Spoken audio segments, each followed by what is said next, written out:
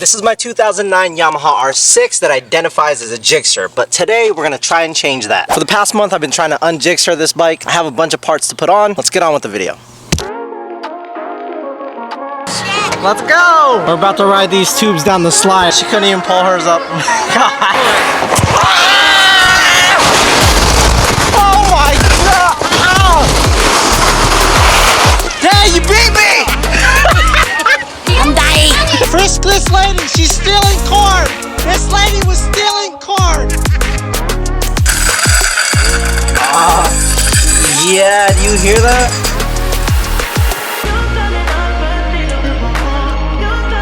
Okay, so I just removed this tire from my R6. It's a 180/55, and the new tire we're putting on is a 180/60. So I'm gonna line them up and show you guys the difference real quick. It may be hard to tell, but this tire is a lot bigger than this one, which also means it's gonna weigh significantly more. So the 180/55 is almost 13 pounds. The 180/60 is 14 pounds, 8 ounces. So it's almost 2 pounds heavier. Now I'm gonna mount it, balance it, get it back on the R6, show you guys what it looks like on the bike.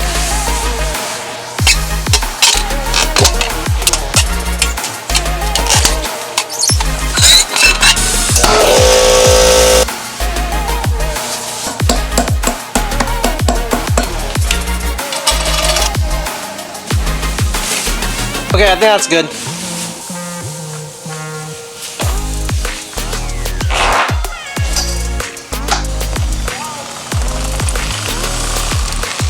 All right, check it out. There it is. You can just tell that the rear wheel is way meatier, especially the space between the rear hugger and the tire. Like, ooh. That looks way gnarlier. Holy cow. I'm gonna attempt to sit on it. I know it's just gonna be just taller than before. Yep, it's definitely taller. Like with my slides on, it wasn't as tippy-toey, but I'm kind of excited to try this. I don't know if you guys remember in past videos where I had to make a spacer for my clutch perch. Well, that spacer wasn't quite the size I was looking for. Watch how this wiggles. It's really not that noticeable until I come to a full stop, so I ordered a full clutch lever from eBay. And the spacer I need is in here. Let's go ahead and pull this off. Spacer I need should be in here.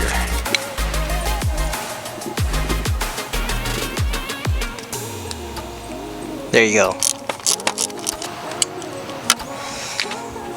I mean, it was close, but no cigar. That is a lot better. It's 8 in the morning on a Saturday.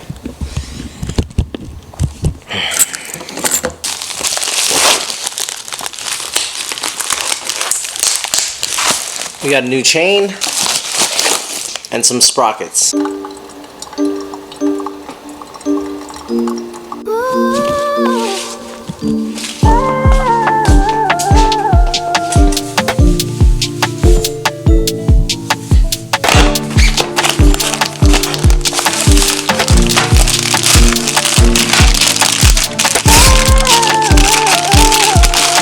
Let's get this conversion done.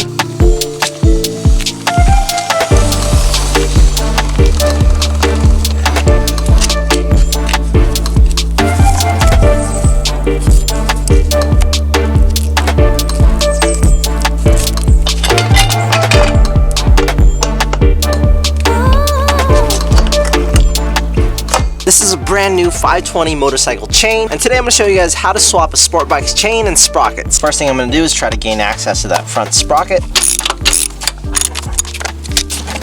Perfect. I'm going to go ahead and remove this chain guard because it's filthy. Look at that. Sprocket nut comes off. There she is. So to make my life easier, I have 3 different tools. They're all a version of a chain breaker. I use this one as the chain breaker. The pin in here pushes out the pin in the chain. This one I set up as my chain press, and this one I set up as my riveting tool. I did this so I don't have to keep switching different pieces out. I literally have one for each job. Okay, now we're gonna break the chain by pushing one of these pins out using the chain breaker. So I'm gonna get this pin in a little bit and then fit it over one of the pins. Tighten it down, and now I'm gonna tighten this to push the pin out.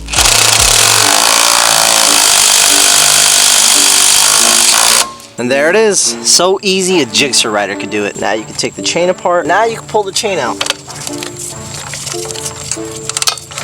Pretty freaking simple. Now I can pull off this front sprocket, easy peasy. Give this area a quick clean.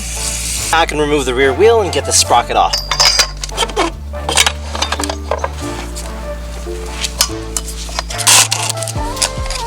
New sprocket goes on.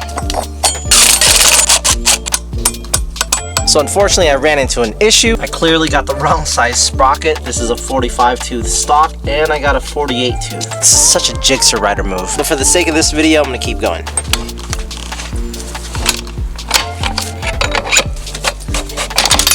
And next I'm gonna reinstall the shifter, put the bike in gear. That'll keep this from spinning so I can torque down the sprocket nut. Now we're gonna get the new sprocket in. And don't forget to lock the nut in. But I like to clean off some of this wax before I actually install the new chain. They just over wax it to prevent from rusting. I'm just gonna get some of the extras off with a towel and some brake cleaner. Then just work it through. Just like that. Okay, so in this bag is the Master Link kit. You get the Master Link, a plate, some O-rings, and a crap ton of grease. All you do is grease these pins. You really don't need much. That is way too much. The O-rings, or in this case the X-rings, go on. Add a little bit more grease inside these holes and then install your Master Link. See how I said that's too much? I'm gonna come to the rear sprocket, find the Master Link, add my O-rings, get this plate on, just press it on with your fingers and it should stay. Just like that. Now I'm gonna get my press tool, open it up, line it up, and then start pressing it in. See it coming out? Perfect. Now you got that out. Now I'm gonna use my riveting tool to flare these pins. So I'm gonna get this on. So I'm gonna go ahead and tighten this nut, which will push the riveting pin against the chain pin, flaring it out. You see the size difference between this one and this one? This one's flared, this one's not. Make sure to use a caliper to measure the size of that flare. You can Google what your specific application is, or sometimes it's in the box. Okay, now they're both flared. Look at that, beautiful. All I'm doing now is readjusting the chain. Okay, there it is, all done. We are accidentally +3 in the back, which I think is pretty close to Roth gearing, or as some of you guys know it, 1 down, 2 up. I'll try it out, see what it's like. I can always change the rear sprocket again. Now some of y'all may be wondering why I went with a 520 instead of sticking with a 525. Well, if you ask any Gsxr rider, any real Gsxr rider, my R6 now does 200 miles an hour.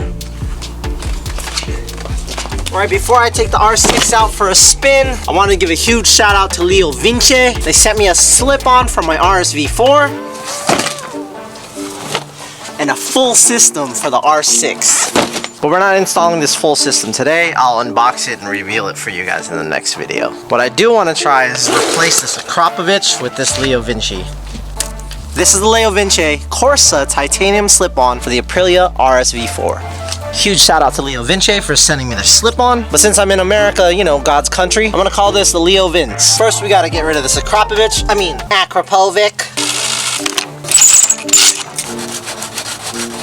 Easy peasy. Now we can see what's in the box. Of course, we got this beautiful titanium muffler. This one doesn't have the cheese grater effect. We got the titanium link pipe. Very light. And would you look at those beautiful welds? We got the hardware and this nice carbon fiber heat shield thing. I love you, Leo Vince. Slide the clamp over the pipe. Pipe goes on the header. I'm just gonna leave that for right now. Now we can install the muffler. Oh, beautiful. That is nice. I love that the exhaust hanger actually aligns with the exhaust mount. So I have a couple of spacers here, and it looks like this one goes in there like that. This one goes right here in between. And I'm gonna get this spring on.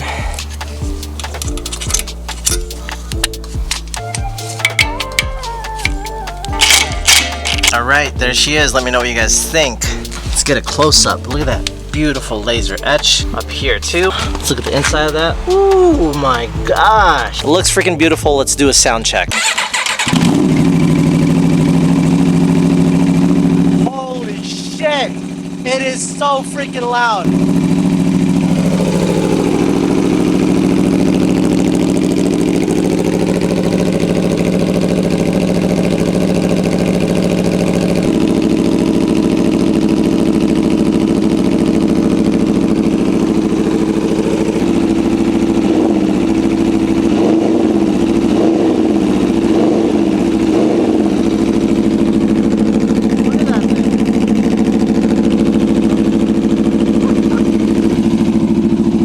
I'm afraid to rev it, it's so freaking loud.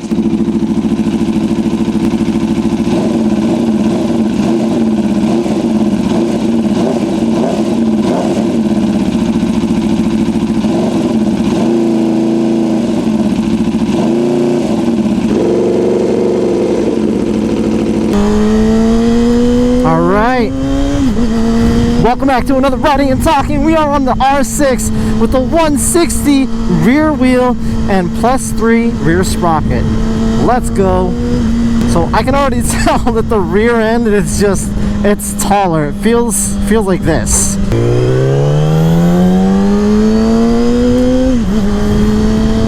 There's definitely more pep, especially like in the lower RPMs. Oh, I'm not gonna lie, it feels a lot nicer. The stock setup just felt like there was nothing down low until you had to get to the top, which in some instances I do kind of like that. It doesn't feel as twitchy, but I think once I get used to it, it's gonna be the perfect setup. The only thing is, like, I know my speedo is off, so I may have to get like a speedo healer or something.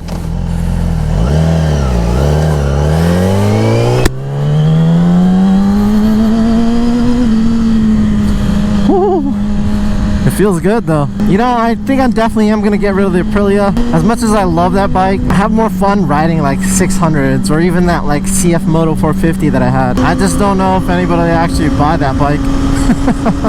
It's a very expensive motorcycle. The R6 just feels so much better ever since I un-gixxered it, man. Golly! This bike is a dream. This bike is a freaking dream. New rubber, stainless lines, fresh chain and sprocket. My God, dude.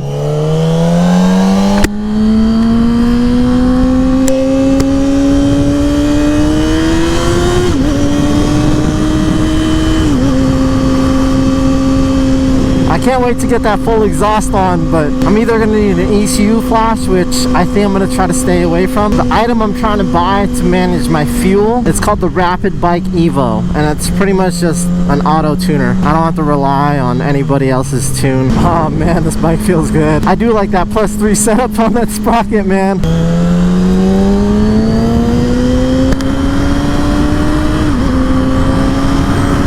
Ooh, this bike is so smooth. I need some clip-ons though. The vibration from the stock clip-ons is unbearable, dude. Otherwise, the bike is phenomenal. Hell yeah, bro. Fuck. Let's get a downshift real quick. Man, I love this bike. Oh man, it's like from when I first bought the bike to now, it's a night and day, man. It's such a better performing motorcycle now. It's crazy. I love it, dude. I freaking love it. Whew. It took some time though. I don't know how I feel about these frame sliders. They kind of stick out like dildos. Definitely cannot wait to get rid of that toast, bro. But we got fresh rubber. Suspension is back to stock. Definitely gonna get some rear sets, some clip-ons, maybe a better looking top yoke. I just think the R6 top yoke is really freaking ugly. But other than that, she's sweet. She's running good, brakes well.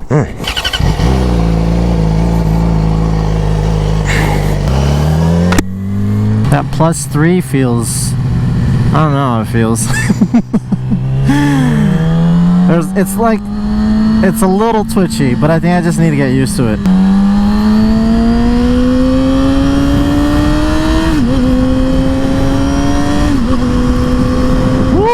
What do you guys think of the mirrors? Should I get rid of them? I have a couple of CRGs just sitting around, and I kind of want to get rid of them because I forget how like amazing this bike looks without mirrors. What a gloomy day in Washington. Surprisingly, not too cold once you actually get out here and start riding. It's like just below 60 degrees, like 58, 59. It was literally like 70 degrees a couple days ago. Woo! It feels so good. Oh man. Alright, it's coffee time, ladies and jerks. They're gonna be like, this guy again? He's always freaking here. Alright. Woo! That was fun, man. Let's see. Not much is flung onto the wheel, so that's nice. This is why you clean the chain. There's too much wax on it from the factory, like when it comes in the packaging. Alright, we got the coffee. I appreciate you guys for watching this video. This coffee is on you if you're watching this video. Alright, so it tilts a little bit harder to the right just because, again, the taller rear wheel, if you could just tell, like, it tilts like a Gsxr now. But I mean, that's not bad.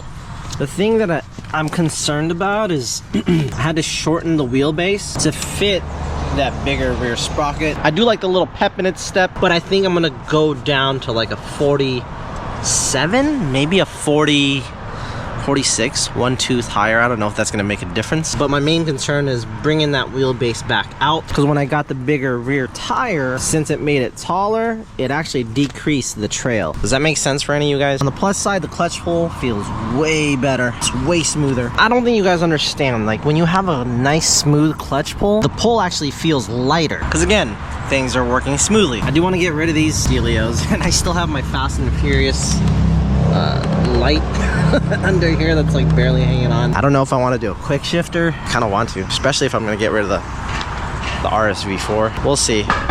Every time I ride my R6, I just can't believe I'm on an R6. Like, this is straight dream bike for me, guys.